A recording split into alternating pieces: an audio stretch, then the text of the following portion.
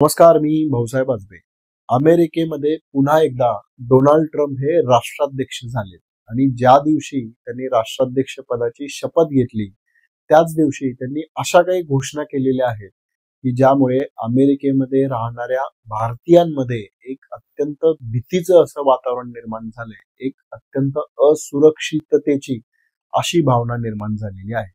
या 2 घोषणा नेमक्या काय आहेत? त्यातली पहिली घोषणा अशी त्यांनी केली आहे, की अमेरिकेमध्ये जे बेकायदेशीररित्या वास्तव्य करतात किंवा जे व्हॅलिड असा वर्क विजा घेऊन H1B विजा घेऊन देखील जे राहतात, यांना जेव्हा मुलं होतील, या मुलांच्या पालकांपैकी एक पालक जर अधिकृत अमेरिकेचा नागरिक नसेल, तर आतापर्यंत ज्या पद्धतीनं अमेरिकेमध्ये जन्म झाला की लगेच त्या मुलाला अमेरिकेचं नागरिकत्व मिळायचं, ते आता मिळणार नाही.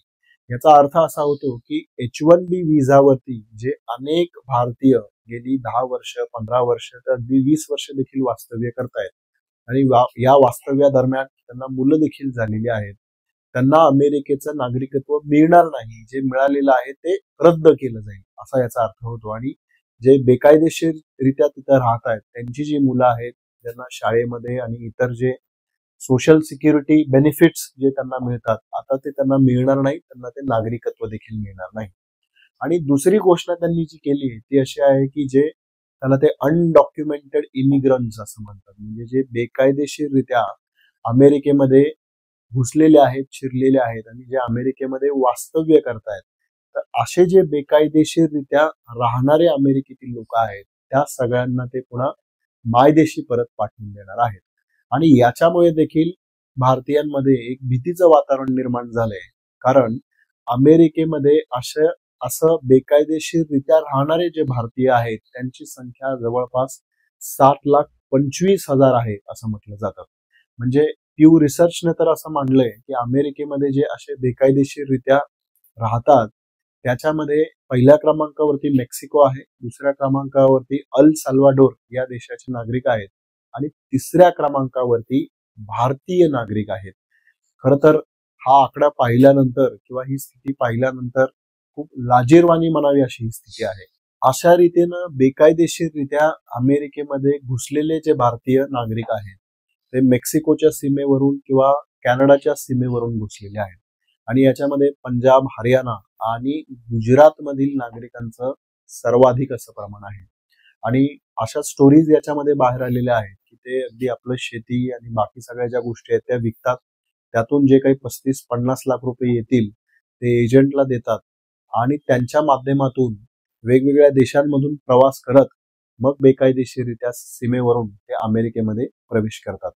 हे सगळं करत असताना अनेक लोकांचा मृत्यू देखील झालाय. म्हणजे काही काळापूर्वीच तुम्ही तुमच्या हे वाचनात आलेलं असेल की पटेल कुटुंब म्हणून जे गुजरातचं आहे, त्यांची 2 मुलं आणि नवरा बायको हे कॅनडाच्या सीमेवरून आतमध्ये अमेरिकेमध्ये जात असताना इतक्या मोठ्या प्रमाणामध्ये तिथे थंड वाऱ्याचं वादळ जे आहे ते निर्माण झालं आणि जे तापमान आहे ते -35°C इतकं कमी झालं आणि त्याच्यामध्ये कुडकुडून त्या 4ही लोकांचा, एकाच कुटुंबातील 4ही लोकांचा मृत्यू झालेला होता. त्याच्यामुळे तिथे पोहोचेपर्यंत अशा रीतीने किती जणांचा मृत्यू झाला याची तर गणना नाहीच नाही.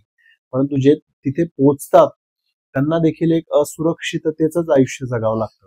म्हणजे एका खोलीमध्ये जवळपास 15-15, 20-20 लोक तिथे राहतात आणि अशा स्थितीमध्ये तिथं ते काहीतरी नोकरी करून त्यातून जे काही उत्पन्न मिळेल ते मिळवण्याचा प्रयत्न करतात.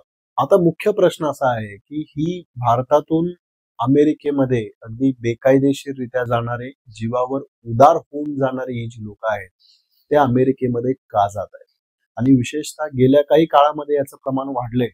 म्हणजे ऑक्टोबर 2020 नंतर पुढच्या 2-3 वर्षामध्ये तब्बल 1,70,000 भारतीय जे आहेत त्यांनी बेकायदेशीररित्या अमेरिकेमध्ये घुसण्याचा प्रयत्न केलेला होता, अशी आकडेवारी आता समोर आलेली आहे. पण मुद्दा हाच आहे की या भारतीयांना, या भारतीय तरुणांना अमेरिकेमध्ये जावंसं का वाटतं? त्याचं एकच कारण आहे, भारतामध्ये त्यांना रोजगार मिळत नाही. भारतामध्ये बेरोजगारी आहे आणि जर समजा एखादा रोजगार मिळाला तर त्याच्यातून पुरेसं गुजराण करण्यासाठी जेवढी रक्कम मिळायला हवी ती त्यांना मिळत नाही.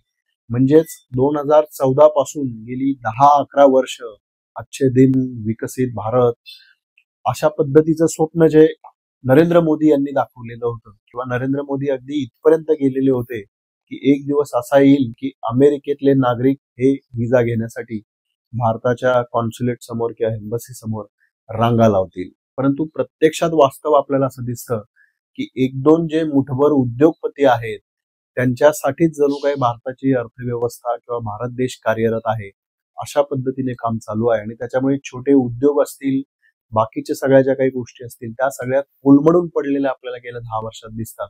आणि त्याच्यामुळेच एक अत्यंत डेस्परेशनची जी भावना आहे ती भारतीय नागरिकांमध्ये विशेषतः गुजरात, हरियाणा आणि पंजाब इकडे जे राहणारे तरुण आहेत यांच्यामध्ये दिसते.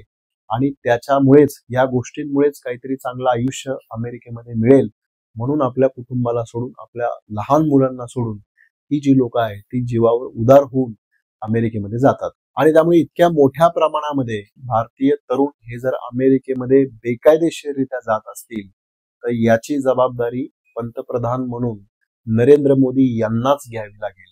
गेल्या 10-11 वर्षामध्ये त्यांनी अर्थव्यवस्थेचे ज्या पद्धतीनं 12 वाजवलेले आहेत त्याच्यामुळेच ही परिस्थिती निर्माण झालेली आहे. राहुल गांधी हे वर्षभरापूर्वी अमेरिकेमध्ये गेलेले होते आणि तिथे डलास या ठिकाणी ते अशा हरियाणामधील बेकायदेशीररित्या गेलेल्या काही तरुणांना भेटले, त्यांच्याशी त्यांनी संवाद साधला, ते तिथे का जातात याच्याविषयी त्यांनी समजून घेतलं. तो व्हिडिओ जरी तुम्ही पाहिला तरी तुम्हाला लक्षात येईल की हे तरुण इतक्या मोठ्या प्रमाणामध्ये बेकायदेशीररित्या अमेरिकेमध्ये का जात आहेत. हरियाणा से चले तो यहाँ क्यों आए? आइडिया क्या था, मतलब सोच क्या थी यहाँ आने की?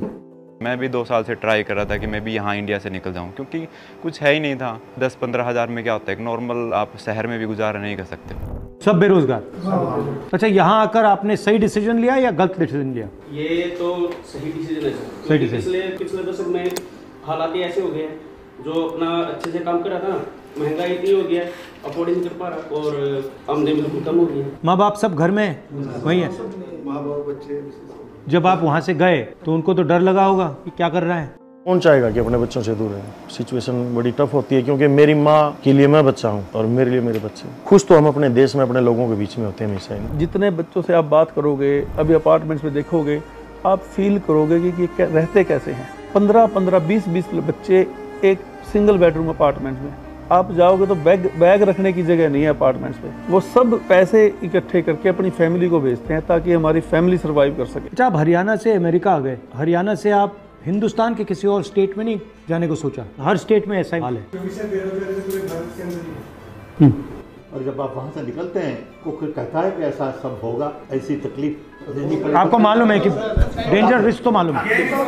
कि क्या पता हमें एंट्री ना मिले. कोशिश करते हैं बेहतर रोजगार, बेहतर जिंदगी के लिए, क्योंकि वो कहीं ना कहीं इंडिया तो मेंटली आप तैयार रहते हैं कि ऐसा कुछ होगा. सबसे ज्यादा डर आपको कब लगा इस जर्नी में? कभी डिपोर्ट लग जाए, डिपोर्टेशन का सबसे ज्यादा डर वही है. सबसे ज्यादा कौन से देश के लोग आ रहे हैं? इंडिया में से तो हरियाणा के आ रहे हैं. सबसे ज्यादा हरियाणा, पंजाब.